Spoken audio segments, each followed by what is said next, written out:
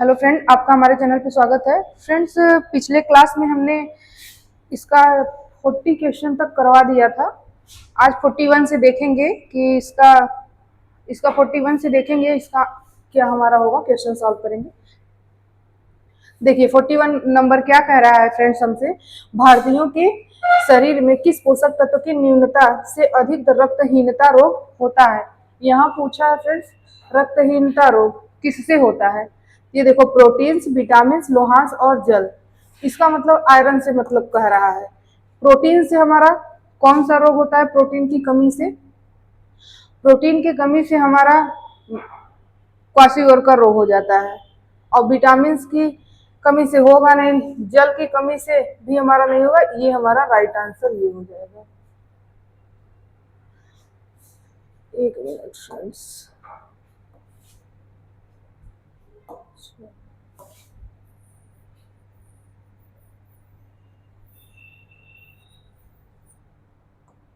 ये हमारा right answer हो जाएगा, लोहांस। क्वेश्चन नंबर 42 देखते हैं। खाद्य पिरामिड के संदर्भ में कौन सा कथन सत्य है? खाद्य पिरामिड की बात कर रहा है। खाद्य पिरामिड का प्रथम स्तर शारीरिक श्रम और वजन नियंत्रण है, बिल्कुल सही है। पिरामिड का दूसरा स्तर प्रोटीन से संबंधित है, तो ये हमारा गलत है, क्योंकि दूसरा हमारा फल एवं सब्जियां हैं, और ये प्रोटीन की बात करेगा, ये हमारे तीसरे स्तर में। अभी मैं आपको फूड पिरामिड क्या होता है अभी मैं समझाती हूँ आपको।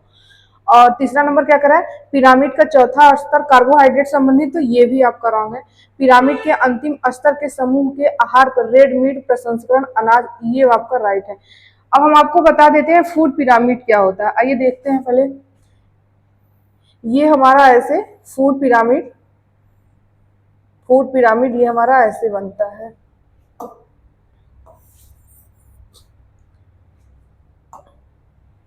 फूड पिरामिड हमारा ऐसे बनता है, ठीक। इसके पहले स्तर में जो होगा, पहले स्तर में आता है अनाज, जितना हमारे कार्बोहाइड्रेट की चीजें जो होती हैं वो इसमें आता है पहले में। दूसरे में आएगा हमारा फल और सब्जियां।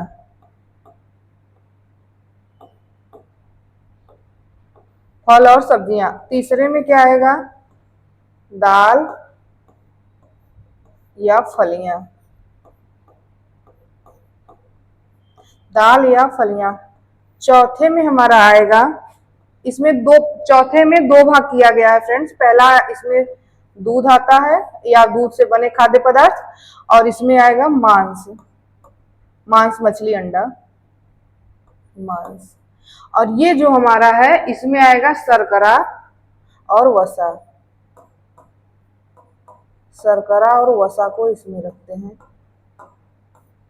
और रेड मीट की अगर बात कर लेना, रेड मीट की बात, तो वो भी इसी में आएगा, रेड मीट। ये हमारा 4 हो गया, ये हमारा 1 हो गया, ये हमारा 2 हो गया, ये हमारा 3 हो गया, ये हमारा 4 हो गया, ये हमारा 5 हो गया। फूड पिरामिड में कितने लेवल अगर पूछेगा तो आपको बताना है, 5 बताना है। अब इसको क्वेश्चन को आप सॉल्व करिए, देखिए क्या कहता है।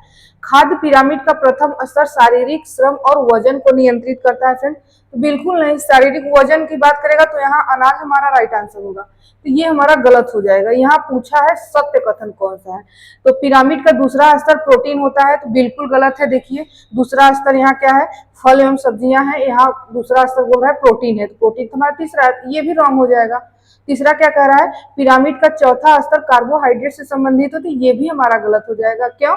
क्योंकि चौथा स्तर जो हमारा है वो दूध और मांस से संबंधित है।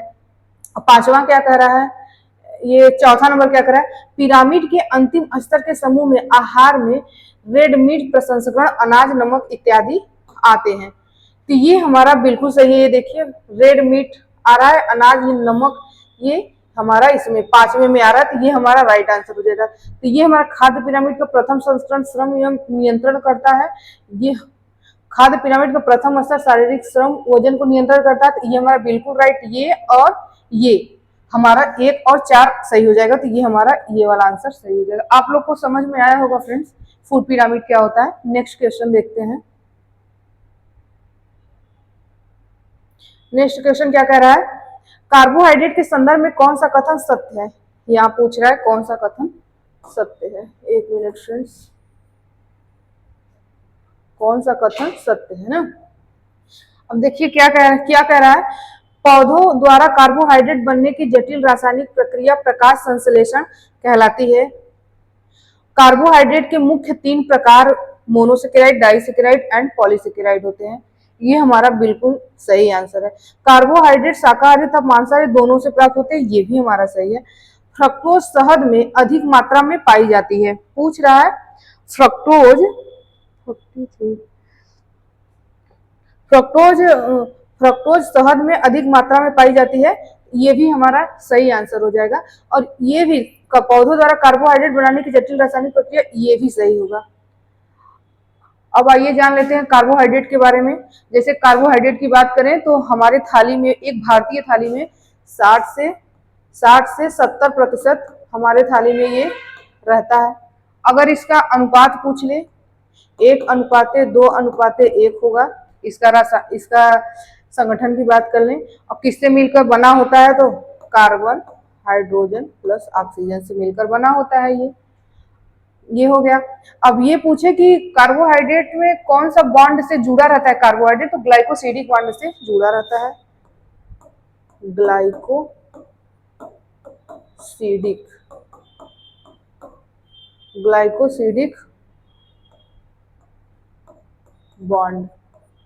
ग्लाइकोसिडिक बॉन्ड से ये हमारा जुड़ा रहता है ये कार्बोहाइड्रेट। इसका तो राइट आंसर आपका ये हो जाएगा।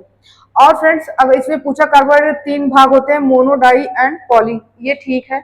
अगर अभी आपसे ये पूछ ले तो मोनोसेकेराइड के अंतर्गत कौन से आते हैं, डाइसेकेराइड के अंदर और पॉलीसेकेराइड के अंदर कौन कौन से आते हैं, तो आइए देखते हैं।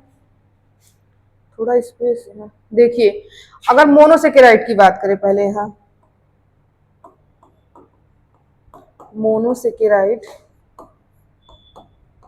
मोनोसेकेराइड की बात करेंगे तो उसमें 3 आएगा। सबसे पहले ग्लूकोज,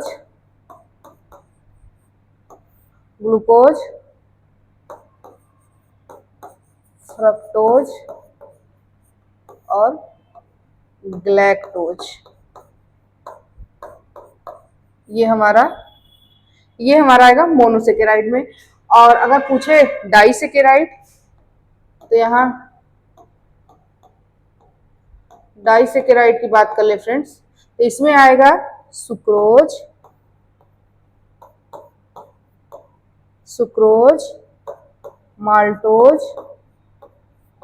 माल्टोज और लैक्टोज।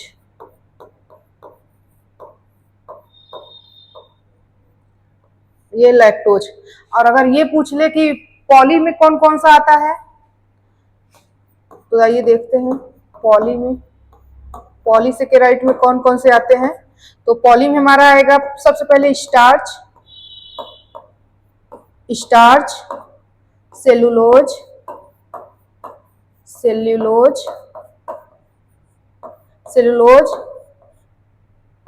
पेक्टीन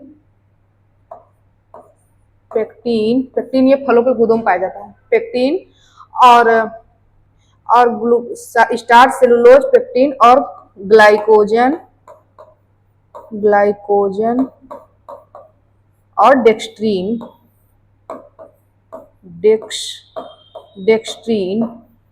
ये हमारा पॉलीसेकेराइड में आता है। अब ग्लाइकोजन फ्रेंड्स, ये हम जो खाना अगर हम लोग जो इंटेक करते हैं, तो जो हमारा अगर ज्यादा हो जाता है तो अगर स्टोरेज होकर हमारे जाके लीवर में स्टोर होता है, उसी को ग्लाइकोजन के रूप में वो संग्रहित होता है, उसी को बोलते हैं ग्लाइकोजन। और ये डेक्स्ट्रीन क्या होता है फ्रेंड्स, जो अगर हम लोग रोटी बनाते हैं जो उसमें ब्राउनिंग जो चिट्टी पड़ जाती है, उसको डेक्स्ट्रीन की वजह से ही उस पर वो चिट्टी हो जाता है, ये डेक्स्ट्रीन की वजह से। बल्कि स्टार्च, सेलुलोज तो आप जानते हैं, पेक्टिन, ये सब ये पॉलीसेकेराइड हो जाएगा फ्रेंड्स। नेक्स्ट क्वेश्चन हम लोग देखते हैं। नेक्स्ट क्वेश्चन क्या कह रहा है, प्रोटीन के संदर्भ में कौन सा कथन सत्य है? प्रोटीन के संदर्भ में कौन सा कथन सत्य है? प्रोटीन की खोज मुल्डर तथा वर्जिलियस ने की थी, ये बिल्कुल सही है आपका। प्रोटीन विभिन्न प्रकार के एमिनो अम्ल के संयोजन से बनती है, ये भी बिल्कुल सही है। एल्ब्यूमिन संयुक्त प्रोटीन का उदाहरण है, एल्ब्यूमिन संयुक्त प्रोटीन का उदाहरण है। और क्या कर रहा है, प्रोटीन कोशिकाओं की वृद्धि वृद्धि तथा उनकी टूट फूट की मरम्मत पुनर्जीवित, ये भी सही है। इसमें बोला एल्ब्यूमिन संयुक्त प्रोटीन है, एल्ब्यूमिन संयुक्त प्रोटीन नहीं है, सिंपल प्रोटीन है। ये आपका गलत आंसर हो जाएगा, ये हमारा राइट आंसर ये हो जाएगा। एल्ब्यूमिन संयुक्त प्रोटीन नहीं है। आगे देखते हैं, विटामिन के संदर्भ में कौन सा कथन सही है। विटामिन पूछ रहा है, विटामिन ऐसे कार्बनिक यौगिक है जो अन्य पौष्टिक के उपापचय के लिए अत्यंत अत्यंत आवश्यक है। विटामिन ए की कमी से जीरोफ्थैल्मिया, बिल्कुल सही है। विटामिन बी3 की कमी से फेलाग्रा नामक रोग हो जाता है, ये भी बिल्कुल सही है। विटामिन की खोज डेनमार्क के वैज्ञानिक हेनरी डेम ने की थी, ये भी बिल्कुल सही है आपका। यहाँ का था कार्बनिक 45, ये भी हमारा राइट है। विटामिन एक कार्बनिक यौगिक है जो अन्य पौष्टिक तत्वों के उपापचय के लिए, ये भी हमारा सही है। तो इसका आंसर राइट ये हो जाएगा। अब फ्रेंड्स देखते हैं, विटामिन विटामिन की बात किया तो विटामिन के बारे में आइए हम लोग जानते हैं कुछ पहले। जैसे विटामिन ए का रासायनिक नाम रेटिनॉल, रेटिनॉल होगा। विटामिन बी का थायमीन होगा, विटामिन बी का थायमीन होगा। अब सी की बात करेगा स्कारविक, स्कारविक स्कारविक एसिड हो जाएगा, स्कारविक एसिड हो जाएगा। डी का पूछे स्कारविक एसिड, कैल्सीफेरॉल इसका हो जाएगा, कैल्सीफेरॉल, कैल्सीफेरॉल हो जाएगा। ई का पूछे तो टोकोफेरॉल हो जाएगा, टोकोफेरॉल हो जाएगा। ये हमारा A B C D E इसका हो गया। अब के का पूछे तो नेफ्थोकिनोन या नेफ्थोकिनोन होगा, नेफ्थोकिनोन ये हमारा इसका हो जाएगा। विटामिन के का रासायनिक नाम नेफ्थोकिनोन हो जाएगा। और अब हम बी समूह की बात कर लेते हैं। जैसे B1 का थायमीन हो जाएगा, B2 का राइबोफ्लेविन, राइबोफ्लेविन हो जाएगा, राइबोफ्लेविन। B3 का नियासिन हो जाएगा, नियासिन हो जाएगा। B4 हमारा होता नहीं है। B5 का हमारा पेंटोथेनिक एसिड हो जाएगा। B3 का पेंटोथेनिक एसिड, पेंटोथेनिक एसिड हो जाएगा। B6 का पेरिडॉक्सिन हो जाएगा, या कहाँ लिखे, B6 का पेरिडॉक्सिन, B6 का पेरिडॉक्सिन। B7 का बायोटीन,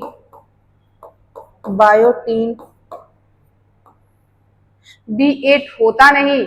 और B9 का हमारा फोलिक एसिड, B9 का हमारा फोलिक एसिड,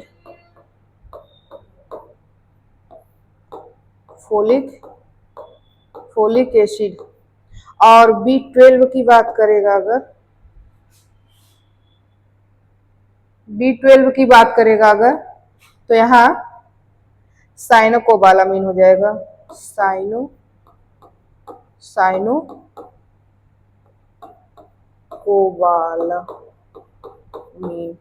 साइनोकोबालामिन ये हमारा B12 का हो जाएगा। अब आइए देख लेते हैं, यहाँ कहा था ना विटामिन ए की कमी से जीरोफ्थैल्मिया हो जाता है। अब जानते हैं विटामिन ए की कमी से कौन कौन सा रोग हमारा होता है।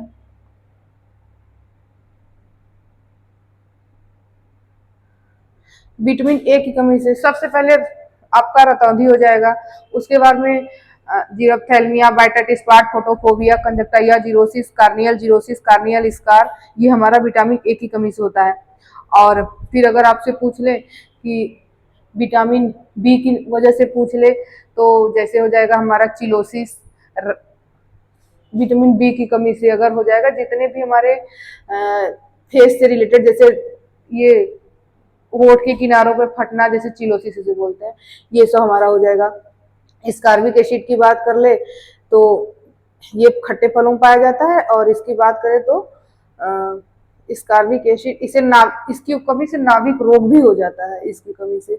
और कैल्सीफेरॉल, टोकोफेरॉल, नेप्सोफेरॉल, और ये विटामिन के की कमी से हमारा ब्लड क्लॉट नहीं करता, अगर इसकी कमी हो जाएगी।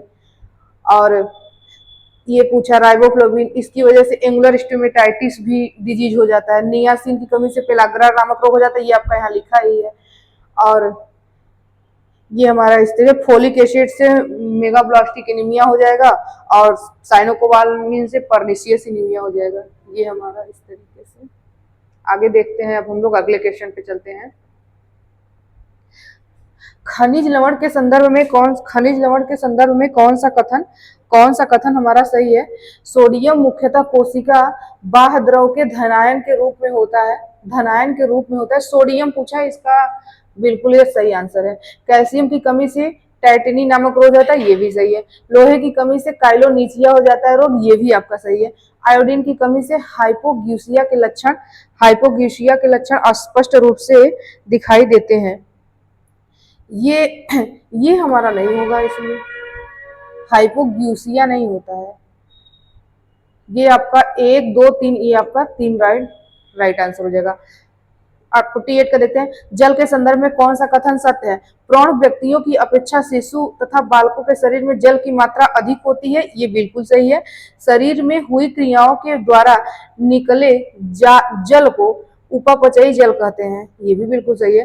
प्लाज्मा में जल की मात्रा का भार शरीर के भार का 20%। प्लाज्मा में जल की मात्रा शरीर के भार का, ये नहीं होगा। जल शरीर के अंदर स्नेहक के रूप में कार्य करता है, जल की बात किया है, तो ये आपका बिल्कुल सही होगा। 48 नंबर कहाँ गया? 1, 2 और 4, 1, 2 और 4, ये भी सही है, ये भी सही है, ये भी सही। यहाँ 20 की जगह पे ये अगर हमारा 70 या 75 इतना अंतर होता तब ये हमारा होता है, इसकी वजह से ये गलत है। ये वाला आंसर, ये आंसर हो जाएगा आंसर नंबर 2। इसमें क्या कर रहा है अब? 49 कर रहा है। निम्नलिखित में से कौन सा कथन सही पूछ रहा है? प्रोटीन की कमी से बच्चों में क्वाशियरकर नामक रोग हो सकता है, ये बिल्कुल सही है। अगर पूछे क्वाशियरकर के साथ साथ अगर मैरास्मस की बात करें तो मैरास्मस में प्रोटीन प्लस कैलोरी दोनों की कमी हो जाती है, तो मैरास्मस होता है। अगर यहाँ प्रोटीन की सिर्फ बात की तो क्वाशियरकर सही होगा, ये आपका बिल्कुल राइट आंसर है। विटामिन बी और सी जल में घुलनशील है, बिल्कुल सही है। बी और सी हमारा जल में घुलनशील है। और अगर पूछे कि वसा में घुलनशील विटामिन कौन सा है, तो आपको याद होना चाहिए A, D, E, K। B और सी को आप छोड़ दीजिए, बाकी जो सब बचे वो हमारा वसा में घुलनशील विटामिन होता है। ये हमारा राइट आंसर बिल्कुल सही हो जाएगा। बी और सी हमारा जल में घुलनशील है।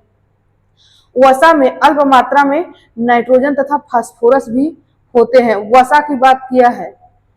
विटामिन A, D, E के वसा में घुलनशील विटामिन है ये कहा, ये भी सही। क्या कहा? वसा में अम्ल मात्रा में नाइट्रोजन तथा फास्फोरस, ये भी सही है। इसका राइट आंसर डी हो जाएगा हमारा। फ्रेंड्स अब 49 के बाद 50 यहां से देखते हैं। अब फ्रेंड्स इसको हम इरेज कर देते हैं पहले थोड़ा सा, ये क्वेश्चन नहीं दिख रहा है हमारा। अब देखते हैं।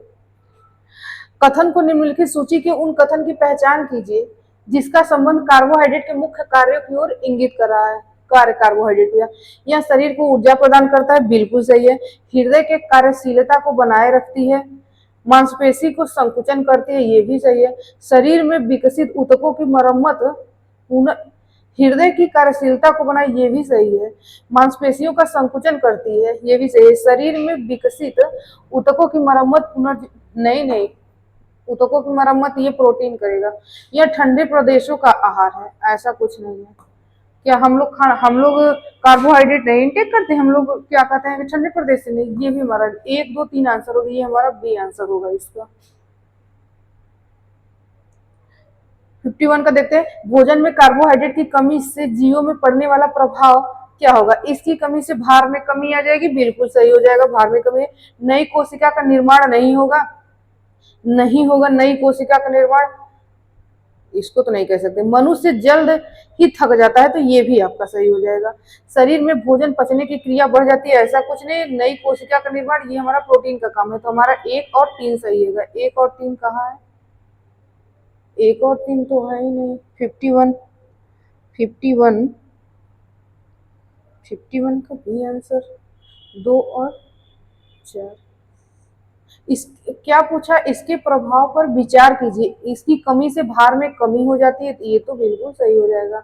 नई कोशिका का निर्माण, ये बिल्कुल नहीं होगा, ये प्रोटीन हमारा करेगा।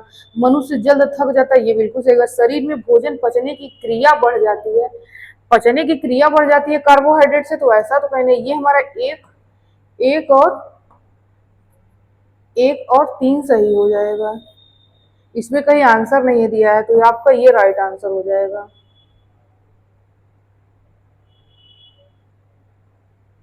मानव शरीर, अगर फ्रेंड्स इसमें देख लीजिए, अगर अगर ये हमारा क्वेश्चन आ गया, कहाँ गया ये वाला, अगर क्वेश्चन आ गया, अगर आपको नहीं कर रहा है तो आपको, जैसे ये वाला बात है, 3 और 4 करा, 4 तुम्हारा बिल्कुल ही गलत है, ये हो नहीं सकता। ये हमारा 1 सही है, कोशिका का निर्माण हम कर सकते हैं, इसके अकॉर्डिंग अगर लगाएंगे तो ये हम कर सकते हैं, ये भी कर सकते हैं, ये भी हम कर सकते हैं, क्योंकि हमारा एक क्वेश्चन इसमें सही है, एक क्वेश्चन इसमें सही है, तो आपको दोनों में से एक आप चूज कर सकते हैं। अगला क्वेश्चन देखते हैं। क्वेश्चन नंबर 52 क्या कह रहा है,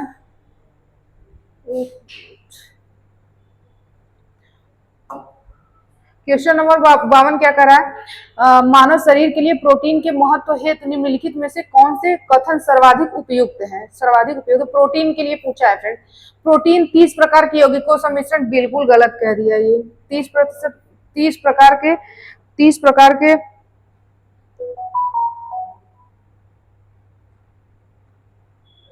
ईशानु मैम फोन कर रही है यार, वो कंपनी, ये मकान मालकिन फोन कर रही है। आ कट कट गया वो, मैंने काट दिया, मैंने ध्यान नहीं दिया, मैं सोची ग्रुप में आ रहा है।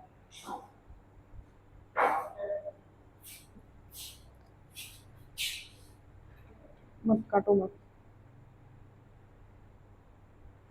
क्या करें, रुको बात कर ले, जाने दो, चालू रहने दो, इसको थोड़ा माइक माइक ले रहा हूँ।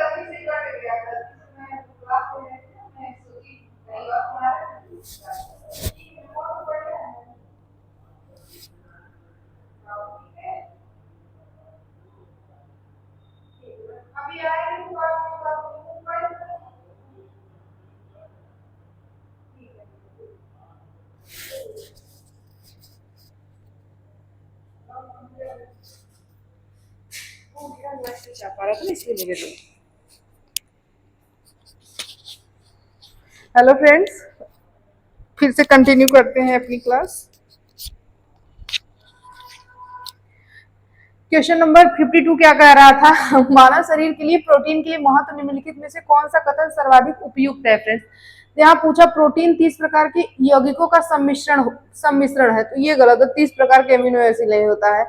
मानव शरीर में 15% भार प्रोटीन, मानव शरीर में 15%, एक मिनट फ्रेंड्स,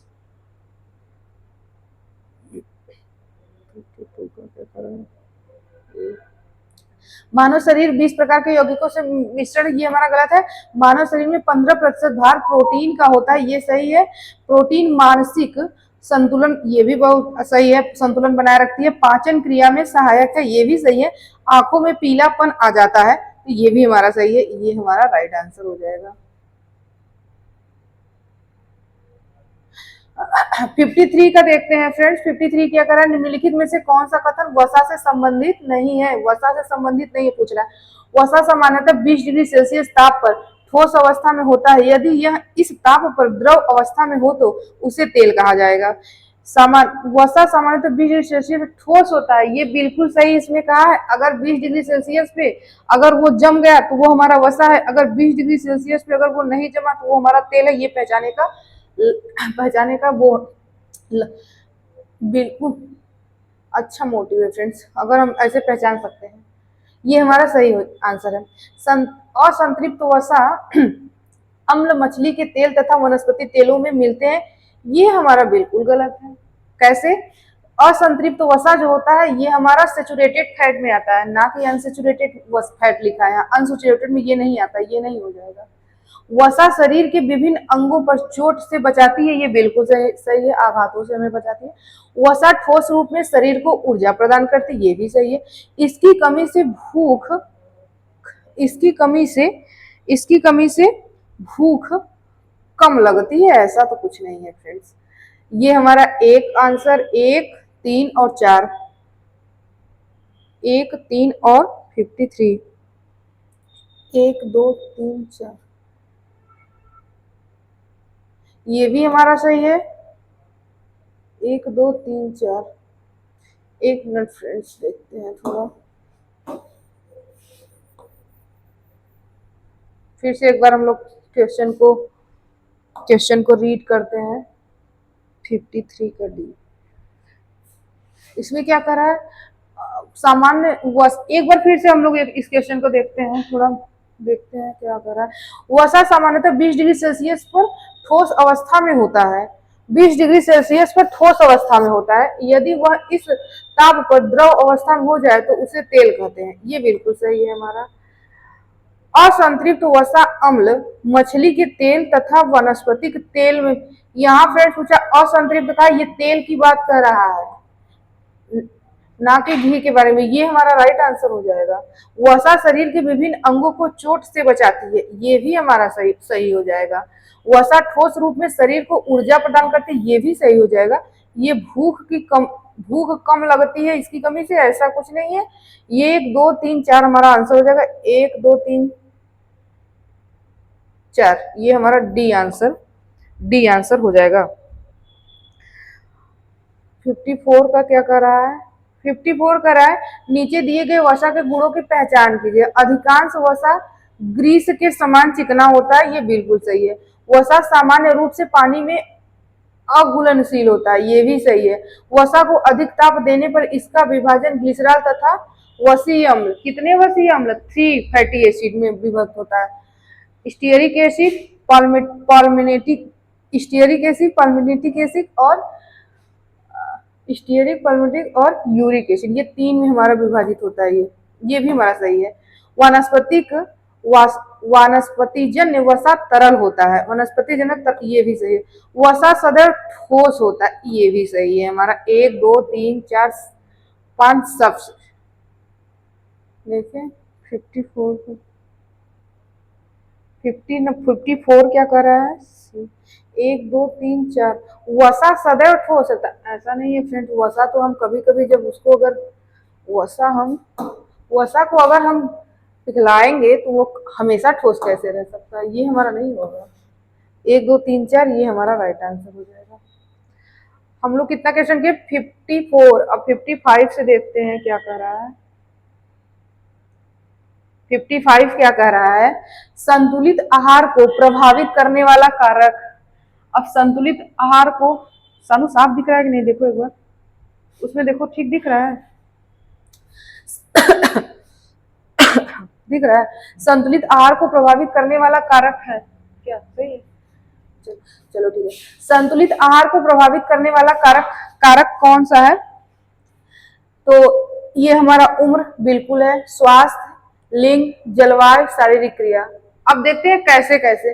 उम्र, अगर उम्र के अनुसार जैसे संतुलित आहार की बात करें, एक छोटा बालक है और एक एडल्ट बालक है, एक प्रौढ़ बालक है, कोई भी ले लीजिए, तो सबकी जो संतुलित आहार की रिक्वायरमेंट होगी सबकी अलग अलग होगी, तो ये भी हमारे संतुलित आहार को प्रभावित करती है। स्वास्थ्य, स्वास्थ्य के दृष्टिकोण से भी हमारा प्रभावित करेगा संतुलित आहार। अगर ये एक बीमार व्यक्ति है तो उसके लिए हम आहार कुछ और रखेंगे, और अगर हमारा एक स्वस्थ व्यक्ति है तो उसके लिए हम आहार और कुछ रखेंगे, ये भी हमारा सही है। लिंग की मेल फीमेल की बात कर लेंगे तो ये भी हमारा हो जाएगा। जलवायु की बात कर लेंगे तो अगर हम ठंडे प्रदेश में है तो वहाँ ज्यादा से ज्यादा गर्म चीजों का हम लोग यूज करेंगे, अगर हम गर्म वाले देश में तो वहाँ ठंडे चीजों का यूज करेंगे, तो ये भी सही। शारीरिक क्रियाशीलता के अनुसार, शारीरिक क्रियाशीलता का मतलब है कि कौन सा व्यक्ति जैसे ज्यादा काम कर रहा है, कम काम कर रहा है, और जो बिल्कुल नहीं कर रहा है। तो 3 स्टडी में इसको भी बांटा गया, तो ये भी हमारा होगा 1 2 3 4 5 सब, ये हमारा सी आंसर हो जाएगा। अगला क्वेश्चन क्या करा है, साधारण क्रियाशील व्यक्ति के समूह में शामिल है, क्या कर रहा है इसमें, चिकित्सक, डाकिया, प्रोफेसर और मैनेजर। साधारण क्रियाशील पूछ रहा है। अगर एक चिकित्सक की बात कर लें तो ये हमारा साधारण क्रियाशील में, डाकिया की बात कर लें तो ये भी हमारा साधारण क्रियाशील। प्रोफेसर और मैनेजर, प्रोफेसर की बात करेंगे फ्रेंड्स, ये हमारा साधारण क्रियाशील में नहीं आएगा, क्योंकि इसको क्लास लेना है, इसको क्लास में वर्क करना रहता है। ये हमारा क्रियाशील में नहीं, साधारण क्रियाशील में नहीं आएगा, मीडियम में आ जाएगा। ये हमारा मैनेजर भी, ये 2 3 हमारा ये राइट आंसर हो जाएगा। अब यहाँ क्या करा है, कार्बोहाइड्रेट के प्रकार है पूछा है, मोनोसेकेराइड, डाइसेकेराइड, पॉलीसेकेराइड। तो मैंने आपको पिछले अभी क्वेश्चन मैंने बताया कि ये कार्बोहाइड्रेट के 3 प्रकार होते हैं। कौन कौन से, मोनोसेकेराइड, डाइसेकेराइड एंड पॉलीसेकेराइड। और मैंने ये भी बताया कि मोनो में कौन आता है, डाई में कौन आता है और पॉली में कौन आता है। ये मैंने तीनों आपको अभी बताया है, तो इसका राइट आंसर ये हो जाएगा। नेक्स्ट क्वेश्चन देखते हैं, ये तो हो गया। 57 नंबर क्वेश्चन क्या कर रहा है, कार्बोहाइड्रेट के प्रकार, ये तो हो गया, ये हमारा क्या करा, सुमेलित कीजिए। यहाँ albumin, phosphoprotein, niacin and ascorbic acid. तो ये फ्रेंड्स इसका एल्ब्यूमिन जो है ये हमारा सरल प्रोटीन है, तो इसको हम इससे मिला देंगे। अगर फास्फोप्रोटीन की बात करेंगे तो ये हमारा संयुग्मी प्रोटीन है, इससे मिला देंगे। नियासिन की बात करेंगे, नियासिन विटामिन B3 का जो रासायनिक नाम है उसका नियासिन है, तो इसको इससे मिला देंगे। एस्कार्बिक एसिड विटामिन C से मिला देंगे। अब देखें 1 का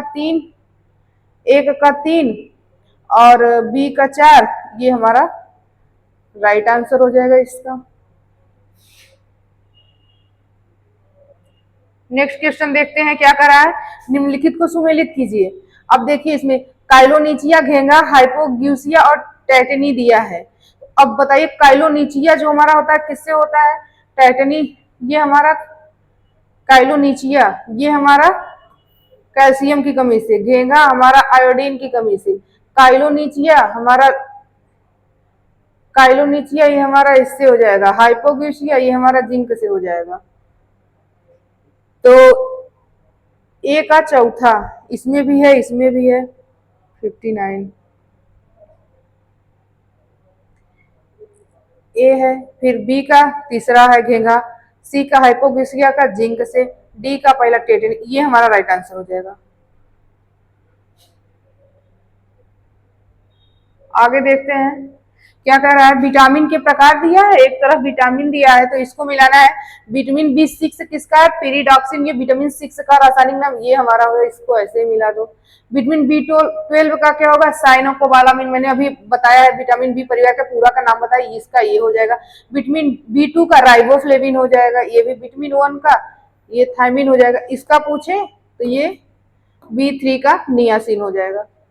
तो एक का पहला 2 का तीसरा, ये हमारा ये वाला आंसर सही हो जाएगा। अब देखते हैं, ये हमारा 60 नंबर हो गया है फ्रेंड्स। अब हम देखते हैं 61 नंबर क्वेश्चन से देखते हैं, यहाँ आया, ये देखिए पोषक तत्व एक तरफ दिया है, एक तरफ रासायनिक सूत्र दिया है। एक तरफ पोषक तत्व दिया है, एक तरफ विटामिन ए का जो रासायनिक सूत्र होगा ये हमारा ये होगा C12H9OH होता है। इसको आपको समझना नहीं, इसको आपको रट्टा मार लेना है, क्योंकि ये हमारा पूछता है, ये डाटा दिया है तो आपको याद करना होगा। विटामिन सी की बात करेगा C6H8O6, ये हमारा हो जाएगा। डाइसेकेराइड की बात करेगा तो ये हमारा H12 H22 O11 HA होगा। पॉलीसेकेराइड की बात करें ये हमारा किस में है, ये हो जाएगा 61 नंबर का, नहीं 61 नंबर का, 61 नंबर का है, गलत हो गया। देखिए ए का दूसरा हुआ, ठीक है, ए का दूसरा हुआ, विटामिन सी का पहला हुआ, ये तो सही है, और डाइसेकेराइड का ये तीसरा हुआ, पॉलीसेकेराइड का चौथा, ये हमारा डी आंसर हो जाएगा इसका। 63 नंबर क्या कर रहा है, नियासिन, एक तरफ सूची 1 सूची 2 उसी तरह मिलान करना है। Niacin, thiamine, ascorbic acid, calciferol. तो आपको ये देखिए, सबसे पहले स्कॉर्बिक एसिड आपको नहीं कुछ समझ में, तो जो आपको आ रहा है मिलान, पहले आपको स्कॉर्बिक एसिड किसकी, विटामिन सी की कमी से स्कॉर्बी हो जाएगा, तो ये मिला लीजिए। अब देखिए इसको मिलाते ही तीसरा का 4 किसमें, इसमें भी है, इसमें भी है, इसमें भी है, तो आपको एक आपका एलिमिनेट हो गया, ये नहीं हो जाएगा। अब नियासिन की बात करेंगे, नियासिन की बात करेगा फ्रेंड्स, हम लोग किस पे आए, 62 तो हम लोग किए ही नहीं, 62 फ्रेंड्स, पहले ये 62 देखते हैं, 63 में मैं चली गई, एक मिनट फ्रेंड्स, पहले 62 नंबर करते हैं। इसमें क्या कर रहा है, 62 में एक तरीके पोषक तत्व तरफ बीमारी दिया है, ये पूछा है लौ की कमी से एनीमिया हो जाएगा, ये हमारा लोहे की कमी से एनीमिया होता है। सोडियम की कमी से, अरे लोहा 62 नंबर, ये हो जाएगा। ये सोडियम की कमी से ये हमारा अतिसार हो जाएगा। पोटेशियम की कमी से ये हमारा कमजोर माजा, और आयोडीन की कमी से ये हमारा ढींगा हो जाएगा। इसका एक का दूसरा और डी का चौथा, ये हमारा ए आंसर हो जाएगा इसका। आगे देखते हैं, ये हम लोग मिला रहे थे 63 का 63 क्या कर रहा है, नियासिन, स्कॉर्बिक एसिड, थायमिन और कैल्सीफेरॉल। नियासिन की बात करेगा, नियासिन की वजह से पेलाग्रा नामक रोग हो जाए, ये विटामिन B3 का ये हो जाएगा। थायमिन पूछा है तो B1 की बात करेगा तो ये बेरी हो जाएगा, यहाँ ये B1 की बात कर रहा है thiamine. Ascorbic acid vitamin C की बात कर रहा है तो ये स्कर्वी हो जाएगा। कैल्सीफेरॉल की बात कर रहा है तो ये ऑस्टियोमलेशिया हो जाएगा। ऑस्टियोमलेशिया जो रोग होता है वह होता है, जैसे ऑस्टियोमलेशिया की बात करें तो ये यंगस्ट में होता है, जैसे कि जो 35 और 40 प्लस में है उनको हो जाएगा ऑस्टियोमलेशिया। और ऑस्टियोपोरोसिस की बात करेंगे तो ये वृद्धों में हो जाएगा। और रिकेट्स बात करेंगे तो ये हमारा उसमें हो जाएगा बच्चों में। एनीमिया की बात करेगा तो ये हमारा लोहे की कमी से हो जाएगा। घेंगा की बात करेगा आयोडीन की कमी से घेंगा हो जाएगा, ये हमारा उसके, इसका राइट आंसर ए आंसर हो जाएगा। क्वेश्चन नंबर अगला देखते हैं क्या कह रहा है। क्वेश्चन नंबर क्या कह रहा है कि नीचे दिए गए वाक्य को कथन ए तथा दूसरे कारण कहा गया है, दिए गए विकल्पों को ध्यान कर कूट की सहायता से सही उत्तर का चयन करिए। इसमें ये दिया है, इसको पढ़ना है। आयोडीन थायराइड ग्रंथि द्वारा स्रावित थायरॉक्सिन हार्मोन के संश्लेषण के लिए आवश्यक, ये बिल्कुल सही है। इसकी कमी से घेंगा या गलगंड नामक रोग हो जाता है, ये भी सही है। अगर ये पूछ ले दोनों राइट आंसर है तो इसका, और ये व्याख्या भी सही है, ये सही, ये हो जाएगा। और ये पूछे कि घेंगा ज्यादातर देखा कहाँ जाता है, तो ये ज्यादातर पहाड़ी क्षेत्रों में ज्यादा होता है, क्योंकि जब बारिश होती है तो वहाँ का जो पानी होता है सब तली में आके बैठ जाता है, तो वहाँ आयोडीन की कमी हो जाती है, वहाँ के लोगों में ज्यादा। 65 नंबर क्या करा है, प्रोटीन से भरपूर भोजन को शरीर निर्माणक भोजन कहते हैं।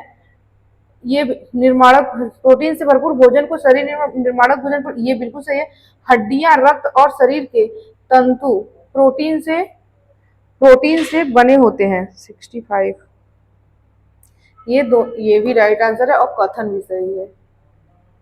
आगे क्वेश्चन क्या कर रहा है फ्रेंड्स, देखते हैं।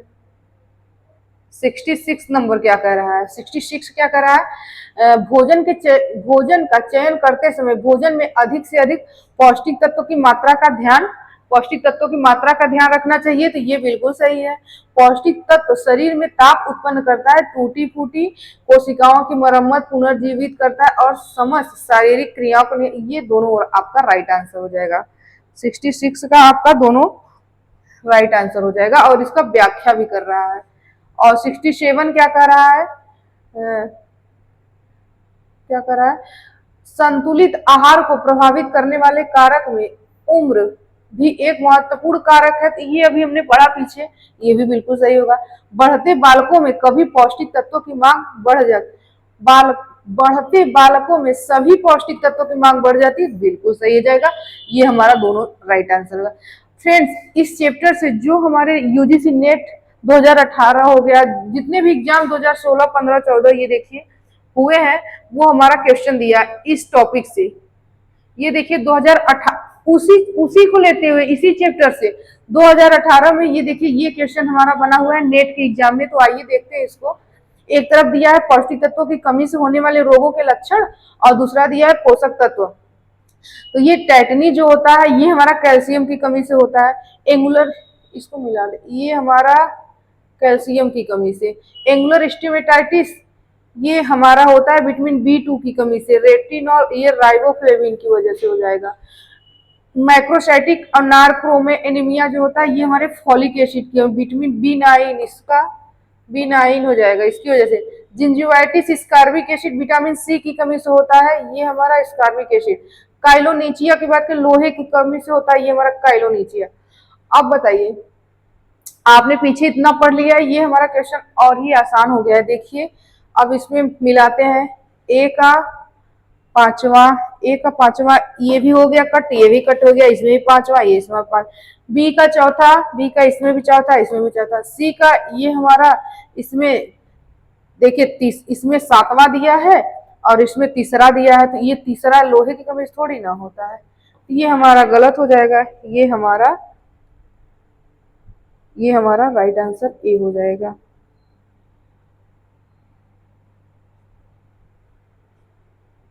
ये हमारा राइट आंसर ए हो जाएगा इसका।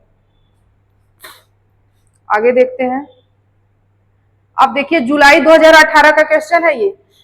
स्कारबिक एसिड की कमी से होने वाले लक्षण, स्कारबिक एसिड से ये जिंजिवाइटिस भी होगा, घाव का देर से भरना, विटामिन सी की कमी होगी अगर तो घाव देरी से भरेगा, और ये जिंजिवाइटिस हो जाएगा। जिंजिवाइटिस घाव का देर से भरना। और एंगुलर स्टेमेटाइटिस ये हमारा विटामिन B2 की कमी से होता है।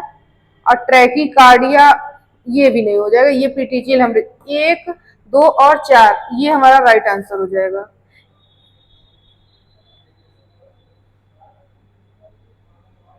और अगला क्वेश्चन क्या कर रहा है फ्रेंड्स, ये देखिए दिया क्या है। सब देशों की आहारी संदर्भिका इस बात पर जोरदार अनुशंसा करती है कि प्रतिदिन फल व सब्जियों को पर्याप्त मात्रा में ग्रहण करना चाहिए। बिल्कुल, फल एवं सब्जियां प्रतिदिन पर्याप्त मात्रा में ग्रहण करना चाहिए, तो ये हमारा बिल्कुल सही हो जाएगा। और फल व सब्जियां अपने बायोटिक अवयवों के कारण स्वास्थ्यवर्धक और विचारकालिक बीमारियों से बचाव करने वाले खाद्य पदार्थ माने जाते हैं। ये भी राइट आंसर, ये आपका ये वाला राइट आंसर हो जाएगा। 4 नंबर क्या कर रहा है? निम्न खाद्य पदार्थों को 100 ग्राम खाद्य पदार्थों के प्रतिशत वाले प्रोटीन की मात्रा के आधार पर लगाइए। 4 नंबर मात्रा के आधार पर लगाइए। आइए लगाते हैं इसको फ्रेंड्स। सबसे पहले हमारा हो जाएगा 100 ग्राम खाद्य पदार्थ के प्राप्त होने वाले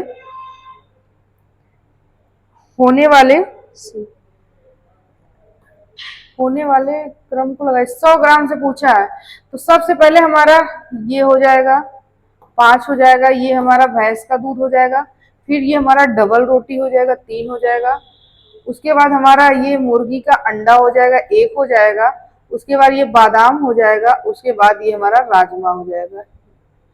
5 3 1 5 3 1 4 नहीं नहीं 5 3 1 ये हमारा सी नंबर हमारा राइट आंसर हो जाएगा। आइए नेक्स्ट क्वेश्चन देखते हैं, कितना हुआ 4 हुआ। ये देखिए ये ये भी 2018 में ही पूछा गया क्वेश्चन है। यहाँ क्या पोषक तत्वों को सूची 1 से वही कमी और वो दिया है, तो अभी मैंने बताया folic acid, zinc zinc calcium iodine riboflavin. अब फॉलिक एसिड, अब 5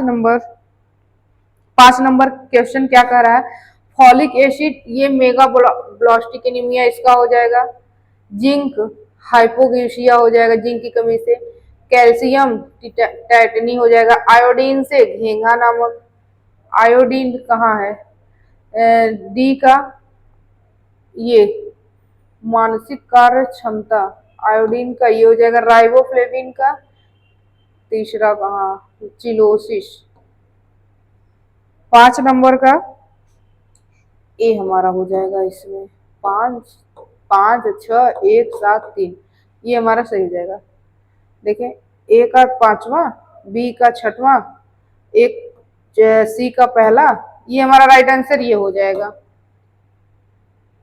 और ये माइक्रोसिटिक एनीमिया जो होता है, ये हमारा माइक्रोसिटिक एनीमिया ये भी हो जाएगा हमारा, ये मैग्लोसिटिक एनीमिया जो लिखा है मैग्लोब्लास्टिक एनीमिया और माइक्रोसिटिक एनीमिया, ये हमारा दोनों हमारा फॉलिक एसिड की कमी से ही होता है। अगर यहाँ परनीशियस एनीमिया पूछता तो वो विटामिन, जैसे परनीशियस एनीमिया अगर पूछा था तो ये विटामिन B12 की वजह से होता है परनीशियस एनीमिया। अगला क्वेश्चन देखते हैं हम लोग, निम्न पाक क्रियाओं में अंडे के योगदान है, अंडे का योगदान है पूछा है। सबसे पहले पृथक्करण, नहीं अंडा हमारा पृथक नहीं, बॉन्डिंग का काम करता है, तो पृथक्करण कैसे करेगा, अस्थायीकरण ये हमारा होगा अस्थायीकरण, पायसीकरण ये भी हमारा हो जाएगा, विशुद्धिकरण और मृदुकरण, विशुद्धिकरण ये भी हमारा राइट आंसर हो जाएगा, ये हमारा नहीं हो जाएगा, तो 2 3 4 2 3 ये हमारा सी आंसर हो जाएगा। ये हमारा मृदुकरण भी नहीं होगा और ये पृथक्करण भी नहीं होगा। अब देखिए इस टॉपिक से 2017 में कैसे क्वेश्चन बना है, वसा में जल प्रकार के इमल्सन का उदाहरण है। अब पूछा है वसा में जल, अगर ये मान लीजिए हम वसा फैट ले लिए, अब फैट में जल जाएगा तो ये हमारा मक्खन होगा, अगर यहाँ वसा में जल तो ये हमारा मक्खन होगा, और अगर ये जल में वसा अगर पूछ लिया तो ये हमारा दूध हो जाएगा। अब ये बार बार क्वेश्चन आपको पूछ रहा है कि वसा में जल, अभी हमारा असिस्टेंट प्रोफेसर का जो एग्जाम हुआ था उसमें ये क्वेश्चन दिया था, वसा में जल प्रकार के इमल्सन का उदाहरण है, तो ये हमारा मक्खन होगा, और अगर आपसे पूछ ले जल में वसा की बात करेगा ये दूध होगा, ये आपको याद करना है। अगला क्वेश्चन देखते हैं, निम्न खाद्य पदार्थों में ग्लूटीन पाई जाती है। ग्लूटीन, सबसे पहले तो हमारा गेहूं जो अनाज होता है उसमें ग्लूटीन की मात्रा सबसे अधिक पाई जाती है। सबसे पहले डबल रोटी कह दिया तो ये हमारा अनाज इसमें तो होगा, ये मूंगफली की मक्खन ये हमारा इसमें ऑयल से संबंधित है, इसमें नहीं पाया जाएगा। सफेद सॉस ये हमारा होगा इसमें, बियर बेसन ये हमारा बियर में होगा, बेसन में हमारा नहीं होगा। ये 8 नंबर का क्या है, 1 1 3 और 4 1 ये हमारा बी आंसर हो जाएगा। 9 नंबर क्वेश्चन क्या कर रहा है, जिन खाद्य पदार्थों में एमाइलेज की मात्रा अधिक होती है उसका ग्लाइसेमिक इंडेक्स कम होता है, ये हमारा सही है। जिस खाद्य पदार्थों में एमाइलेज की मात्रा अधिक उसका ग्लाइसेमिक इंडेक्स कम होता है, ये सही है। एमाइलेज का पाचन शीघ्रता से होता है, नहीं एमाइलेज का पाचन शीघ्रता से नहीं होता, ये सही है। गलत है, ये हमारा सी नंबर हो जाएगा। ये हमारा फ्रेंड्स सारे क्वेश्चन ये हमारे हो गए। फ्रेंड्स हमने सारे क्वेश्चन देख लिए हैं। आप लोग को ये वीडियो कैसा लगा कमेंट करके जरूर बताइएगा फ्रेंड्स। Thank you.